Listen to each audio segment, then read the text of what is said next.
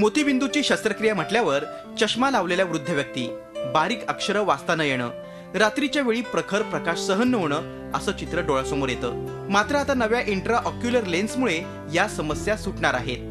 भारतात पहिल्यांदाच मुंबईतल्या जे रुग्णालयात या नव्या लेन्स मोतीबिंदू ऑपरेशनच्या वेळी रुग्णाला वापरण्यात आल्यात। रुग्णालयाचे अधिष्ठाता डॉक्टर तात्याराव लहाने यांनी ही शस्त्रक्रिया केली।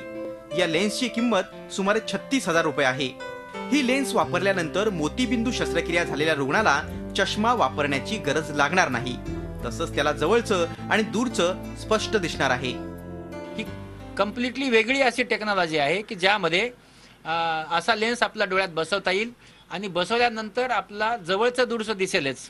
फार 30 सेंटीमीटरवरून बघायचं असेल तर मात्र आपल्याला थोडासा पॉवर वाढवून द्यावा लागेल। कॉम्प्युटर अतिशय चांगला बघता येईल।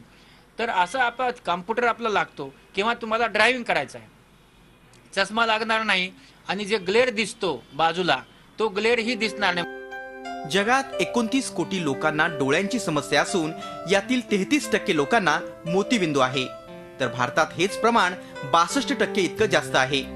2013-14 या वर्षात भारतात 62 लाख मोतीबिंदू शस्त्रक्रिया झाल्यात। यामध्ये महाराष्ट्र प्रथम क्रमांकावर असून 8,09,000 मोतीबिंदू ऑपरेशन्स महाराष्ट्रात झालीत। महाराष्ट्रात मोतीबिंदूच्या शस्त्रक्रिया अधिक प्रमाणात होत असल्यानं या नव्या लेन्सचा फायदा राज्यातील रुग्णांना होणार आहे। Krishnat Patil, Zee media, Mumbai. Zee 24 तास रहा एक पाऊल पुढे।